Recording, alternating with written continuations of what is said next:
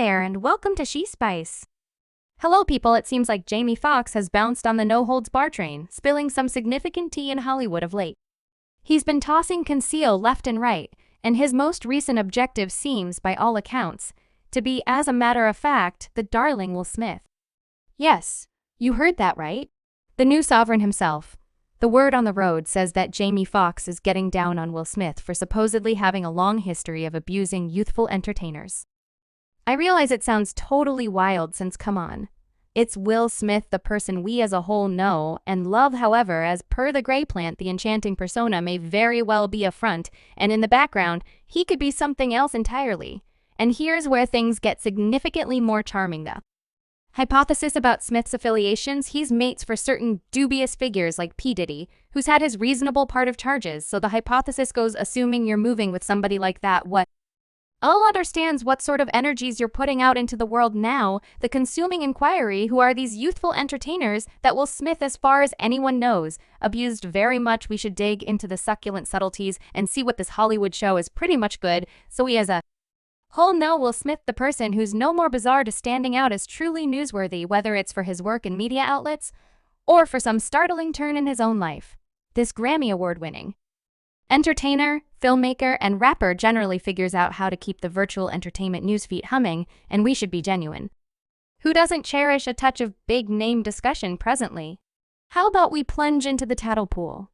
There have been these continuous murmurs regarding Will's, and some time back, he became involved with gossipy tidbits about dating his male co-star Dwayne Martin back in November 2023, a previous companion and right hand of Smith. Bell spilled some significant tea during a meeting with YouTuber Tasha K. As per Bell, he strolled in on Will Smith and Dwayne Martin getting dependent upon a few grown-up exercises in Martin's changing area.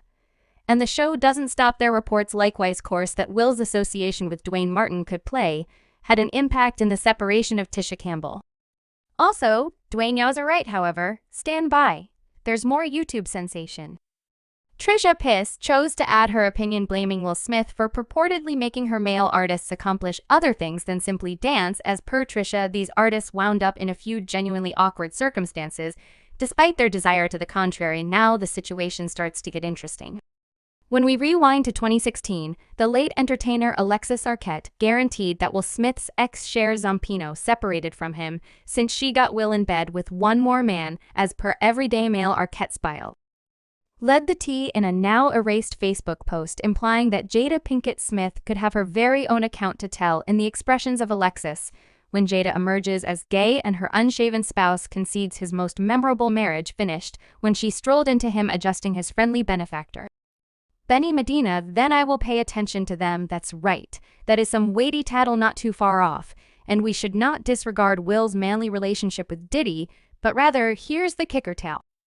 Have been whirling for quite a long time about Diddy's sex. Diddy's previous guardian, Jean, is known for dropping sensations about Diddy's life, as indicated by the fact that Diddy once gave him a definitive entryway obligation. Yo, Jean, watch the entryway. Don't allow anyone to come through here. Little did Jean realize he'd observed Diddy and another man making a quick butt exit. That's right, you heard that right. Jean claims he saw it with his own eyes. Do all of you review the 2022 Foundation grants when Will Smith, out of the blue, raged the stage and smacked Chris Rock? Well, think about who plunged in to make all the difference. As a matter of fact, Diddy attempted to chill things off and cause it to appear to be all chill. And Chris, we will tackle that like family at the gold party. Okay, however, at the present moment we're moving on with affection. Everyone makes some commotion. Yet presently the Great Plant is humming with bits of gossip that their relationship may be something other than a manly relationship. The word on the road is that they may be engaged in some obscure stuff, like what went down with Bry Cher Dart. We should do a speedy summary of the secret encompassing Br Shar's disappearance from the scene. Recall when he was shaking it on Domain and everybody thought he was on the quick track to super fame. Post-realm, well, here's the tea diverts out. His exit from the business wasn't precisely by decision. The talk factory is humming with murmurs that Bry Cher sought the old repudiate treatment from none other than Will Smith and Diddy. Why, you ask? Well, obviously Bry Cher looked for from their supposed oddity offs, and that didn't sit excessively well with the huge names. So signal the results and enter the counteract culture. Poof, Brer was in the business quicker than you can say Hollywood show now. As assuming you're considering the way in which he got into this wreck. In any case, let me spread it out for you back in his high school days. Brer encountered Charlie Mack, an experienced supervisory professional. Charlie being the entertainer, he is caught giving Bree-Shear a tryout for Domain, and the fella aced it. Handling the job, quick forward to Hollywood, with Charlie playing chief and directing Bree-Shear through the business labyrinth. Here's the kicker. Charlie wasn't simply any director. He was the fitting. He had associations that could blow your mind, connecting Bree-Shear with the top dogs in Tinseltown, including, as a matter of fact, Will Smith, so Will and Beer hit it off like a house ablaze every step of the way. And can you fault them? I mean, Brer was on Realm and Will was a wide range of dazzled, so normally a mentorship dynamic kicked in, causing it to seem like a fantasy group in the making. I mean, who would have no desire to be guided by the new ruler himself right now? This sounds like an awesome deal on paper, yet you know how the saying goes. Not all that sparkles is gold. So after Diddy and Will supposedly snagged Bree-Shear into these oddities, promising to support his vocation, consequently, after a couple of rounds of this express way of life, Bree-Shear had enough and quit seeing everything as a lot to bear. Currently, here's where the situation starts to get interesting. Breyer's choice to separate himself from Diddy and Will came just before Domain wrapped up, leaving him jobless post-Realm. Breyer's life experienced a plunge, and at first it seemed like he probably won't have taken care of his distinction well. However, the genuine kicker is the supposed aftermath, with Diddy and Will, who as per bits of gossip, were enraged that Bree-Shear thought for even a second to leave. Purportedly they didn't take kind Blade L to his flight, and evidently made some things happen to boycott him from the business. Recall how Cassie spilled the tea about Diddy compromising her profession when she attempted to leave. Well, in the event that the bits of hearsay are to be accepted, Bree-Shear confronted a comparative destiny, supposedly Diddy, and Will demolished his vocation as a type of retribution, and there are even murmurs that they supposedly used dangers to keep him quiet. At any point asked why Bree-Shear's profession didn't take off, notwithstanding having top-notch tutors like Will Smith and Diddy. Well, the bits of gossip propose they may be the ones who edly removed him from the spotlight in any case. Okay.